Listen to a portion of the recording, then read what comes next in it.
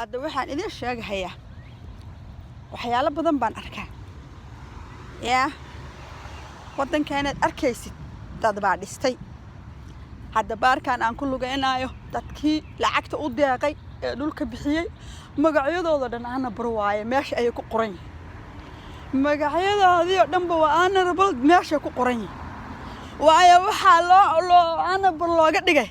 waxa ay sameeyeen dadkooda ayay wax u qabteen dadkoodii ayay wax u qabteen baarkigan ku soconaya ayaga lacagta ayaga dhulka bixiyay dawladuna waa dhistay oo way hagaajisay markaa Soomaalidu maxay sameeysaa qofkii wuxuu qabtay ee dhulkooda u xoreeyay ee dadka dhan taylka dabada ku waday oo dhabarka taylkiisa dhan ku waday inay taylkii waxay sii dhaleen annaga waxay sii dhaleen ay maartay dhibaateeyaan oo ay hadda maanta awoogay garaajil la kareysan jiray ama garaajid wax lagu xareysan jiray ay ku sheegaan baa dhacday laakiin waxaan idin sheegayaa intaad saatihi waliba wuxuu yidhi nin aan garanayaa mana guuro mana nagaado waliba reer aan garanayo wax allaala wax yihiin ma jirto inta asaatin horta horumar ma gaaraysaa naag inay iyadu guryo badan dhisatay inay iyadu gawaari iibsatay lacag bankiga dhigatay intay caruureeda free college u dirtay inay caruuro kale oo ninkii waddanka u soo halgamay adabada ka gasho oo ay damcado inay dhibaato iyo nuunu damco nuun iyo naag iswata dhibaato u geystaan waxa weeyaan oo inoo geysteen caruurooda xirxiraan oo caruurooda waxa la xirxay waxa la dilay waxa la biiskaray waxa la caayil xalaf laga deey lagu sheego waxa weeyaan aan ku warramay naag yahay waxa aan ku sheegay naag yahay garaajo ku sheegaysa garaajo iyo waxa la aqoonba waxa adiga lacagta ku siiyo waxa ayaa laakiin anigu hadda rabadaan iskuma furaayo laakiin waxaan ku sheegayaa naag yahay waxaan ku sheegay naag xun baata naag aad u xun baata ay naagta waxa lacagta ku qaadatay naagta ku qaadatay ayaa tahay inay dadka aflagaadayso naagta waxa tahay lacagta ku qaadatay inay aflagaadayso dadka ayaa tahay ma garatay marka waxaan ku leeyahay naag yahay naag aad u xun baa tahay adigana maxaa irahdaayay aad u kartaran waxaan ku sheegayaa naag aad u xun baa tahay waxaad samaynayso dadka lacagta ugu siiyay inaad reer goox aflagaadayso reer hayba aflagaadayso waxa weeyaan adiga ayay ku taalaa waxa weeye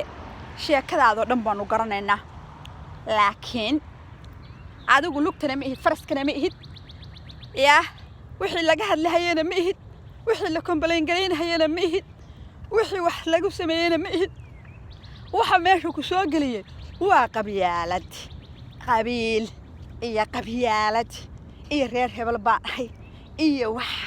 iyo waxaadan ahayn haddaba waxa weeye hadday saas meeshu ay soo gasho adiguna maalinteeda sug aniga awowgay garaajo ahaan jiray waad ku sheegaysaa garaajo ahaan jiray Soomaa oo waxaad ku sheegaysaa dadku xamaalin jiray dadku ururin jiray oo dadku garaajo ah baabuur lagu iibsaday wax lagu xaray waxa ka keenay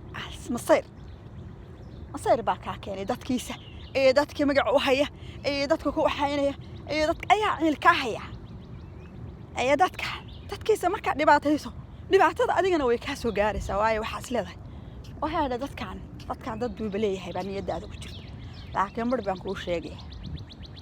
mar baan kuu sheegayaa gabaray harto waa gardaranta hadda dad dhintay garaajo ku sheegto oo aflagaadayso adigana waxa weeyaan dadkaagii dhintay waa la aflagaadaynayaa laakiin marka rabadaanka furo ayay inoo tahay intaas hay noogu ekaato laakiin waxaan ku fahmay inaa waxaad ku hadlayso dhan aan fahmay farxiyahayba waad eedi reerkooda waad eedi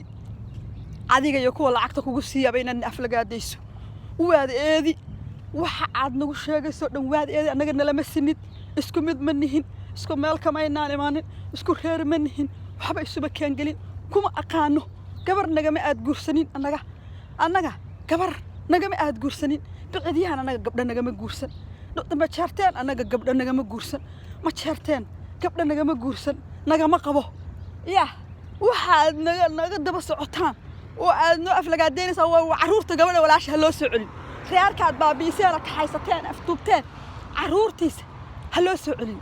waxa aniga ka hadlay reerkeena dibka aad u geysateen reeri homa jeerteen ilaahay baa idin ka soo shubaya haddana naagihiina inaad lacag siisaan oo lacag ku siisaan anaga garaajo ugu sheegaan baabuurtii furaha uga lunta Afrika ugu Soomaaliya oo loogu sheegaan oo naaf laga adeeya baa keentay wax walba waan idin ka sareeyna waan idin ka hooseyna laakiin waxaan idin sheegayaa waxaan halkan wallahi hanbali uga dirayaa Axmed Madoobe Axmed Madoobe waxaan maqlay inaad Ethiopia soo gelisay Ethiopia inaad Jubaland soo gelisay waad ku saxantahay wallahi laba xiniyood baa tahay waxa weeye Soomaali hay israabsatay daabuu yiri waxaan kaaga codsanayaa inaad Puntland soo geliso oo ku soo hogaamiso Puntland nafteeda iyadu male